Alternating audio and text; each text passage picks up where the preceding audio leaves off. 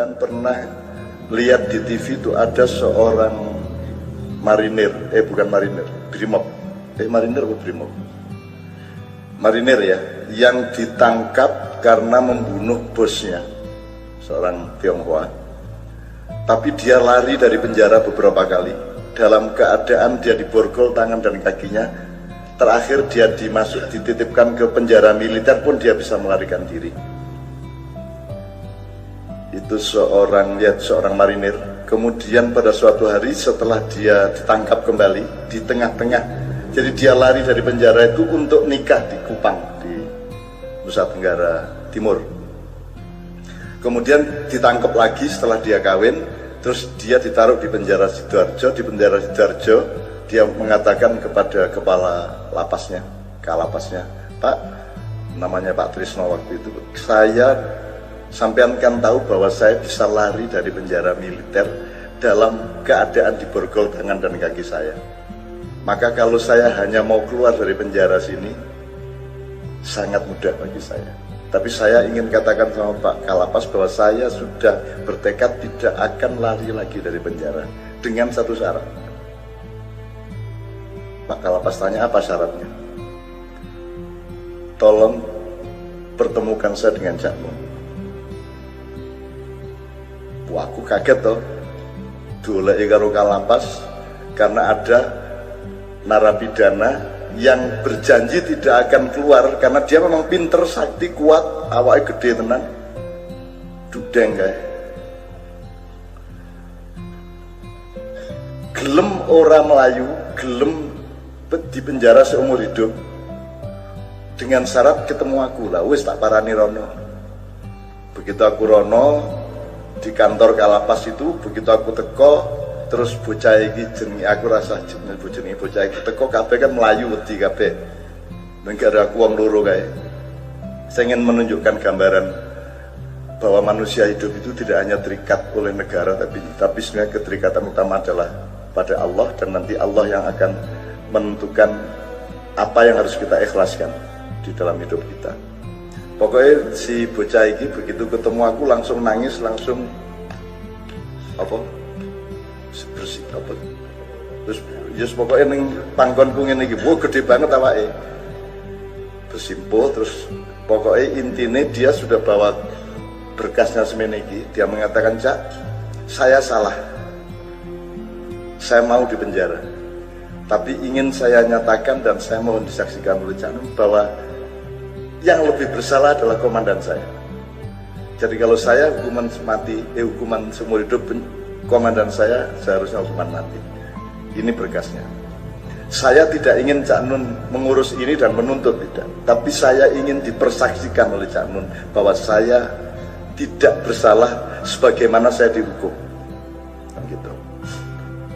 Akhirnya tak urusin lah, bojone tak golek penggawean, tak piturute lah, kita kontak ke Kupang segala macam. Sampai sekarang dia sekarang menjadi pelatih, menjadi guru ngaji segala macam di penjara. Di Indonesia ini banyak sekali orang yang tidak salah masuk penjara, dan lebih banyak lagi orang yang salah dan tidak masuk penjara. Jadi sampean jangan minder, sampean jangan kecil hati. Ini saya juga setengah janji untuk ketemu sama sejumlah teman yang terkenal. Ada Anas Urbaningrum, ada Andi Malarangeng, ada macam-macam lagi, termasuk Menteri Agama yang ada di Sukamiskin di Bandung. Jadi di Indonesia sampean tidak perlu bangga kalau tidak masuk penjara, dan sampean tidak perlu minder kalau masuk penjara, karena hukum di sini bisa dimainkan. Ya. Jadi di Indonesia ini Masya Allah, mulanya bergantungnya wa ila rabbika farghab. Ya. Pada Allah saja kita berharap, dan nasib kita tidak usah kita ukur berdasarkan senang tidak senang kita. Nasib kita ukur dengan astagfirullah, la haula wala quwata illa billah, dengan alhamdulillah. Tinggal dipakai kapan astagfirullah, kapan la haula, kapan alhamdulillah. Itu satu. Yang nomor dua, kalau panjenengan siap untuk hizib nasr, alhamdulillah, ditambahi poso sak kuat-kuate. Tapi sangat banyak jalan dari Al-Quran sampean bisa mengucapkan sing paling gampang ya wa makaru wa makarallah. Kalau sampean agak lebih rajin lagi ya afahasibtum annama khalaqnakum abatha wa annakum ilaina la turja'un dan seterusnya. Fata'alallahul malikul haq dan seterusnya. Itu di surat Muhammad apa Al-Qasas kalau tidak salah. Al-Mu'minun 34 ya. Saya Pak lolos dari lubang jarum berpuluh-puluh tahun. Saya dicelakakan orang, dibunuh orang berkali-kali.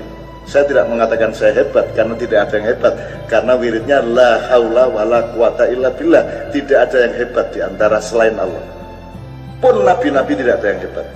Kehebatan nabi adalah kehebatan Allah, mukjizatnya nabi adalah milik Allah, keistimewaan dan karomah wali-wali adalah milik Allah. Jadi tidak ada makhluk yang hebat.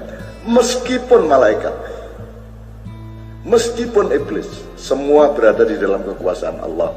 Jadi kalau kita mengisi hati kita, jiwa kita dengan Allah, insya Allah semua akan lebih enteng. Dan ya manut, nek kalau manut Gusti Allah ki manut pun jenengan rasa minder. Dan tapi itu tidak berarti kita tidak berusaha Pak. Jadi saya nanti menganjurkan 1-2 hal yang bisa dilakukan di luar panggung ini. Nanti kita bisa omong-omong sedikit. Kita kembali ngiling-ngiling pelajaran awal. Nek saya dulu kan menyimpulkan jadi Gusti Allah ki wa yadribullahul amsal linnas wallahu bikulli syai'in alim. Jadi apa wae kuwi sanepane Gusti Allah. Apa saja itu amsal. Misalnya semua bangunan kehidupan itu oleh Allah dilambangkan oleh pohon misalnya. Jadi nek kowe kepengin ya rumah tangga sing apik tirun wit-witan. Apa to wit-witan ki lemahe kudu bener, lenyirame kudu bener, oyote kudu jero sak piturute, aja nganti lemahe menghalangi oyot sak piturute, engko nganti tekan wit-witane, dahannya, rantingnya, kembangnya, daunnya sampai buahnya. Itu semua adalah lambang dari Allah. Nah, nek syahadat sebagaimana tadi jenengan terangkan tadi, syahadat itu kan nek ibarat ya kuwi saka gurune wong urip iki syahadat kuwi. Itu yang namanya gravitasi tauhid itu. Nah, itu harus seimbang antara tidak dan iya. Sehingga sampean memilih iya itu karena tidak di kiri kanannya itu sudah sampean beresin. Tapi ini enggak usah saya terangkan sampai mendalam-dalam. Intinya iki aku mengarep ngomong ini, nek salat, nek syahadat kuwi saka guru, ibarat masjid Demak iki tiang yang tengah yang gede itu syahadat. Nah, nanti ada tiang di sekitarnya. Termasuk as-sholatu imaduddin, berarti sembahyang itu juga tiang yang sangat penting di dalam menjalankan agama. Nah, saya ingin menyebut ilmu-ilmu lama zaman Mak Yana warol biyen. Nek salat kuwi lambange banyu udan. Nah, saiki nek kowe kepengin salatmu iki tanda anil fahsya wal munkar, kuwi sinau nang udan. Asal usul udan ki piye? Katakanlah hujan itu berasal dari cahaya matahari. Ada proses pencahayaan terhadap laut, terhadap air, kemudian ada penguapan, kemudian ada perubahan cuaca, kemudian ada peta suhu, sehingga kemudian dia dari oksigen campur hidrogen baru turun menjadi hujan. Artinya wong sembayang kuwi kuncine kowe mencari pencahayaan dari Allah supaya memantulkan cahaya Allah itu kepada orang lain. Jadi sholat itu urusan pencahayaan, dan hidup itu ya cahaya. Ya, karena Allah itu nur samawati wal ardh. Nah, makanya nanti supaya ini ada request sebelum cahaya. Ya, nanti kita nyanyikan bersama-sama. Jadi dengan sholat ilingo cahaya, supaya cahaya Allah masuk. Dan kalau masuk ke kita pasti memantul ke kiri kanan kita. Jadi begitu, semakin kita rajin sholat, semakin kita mencahayai orang.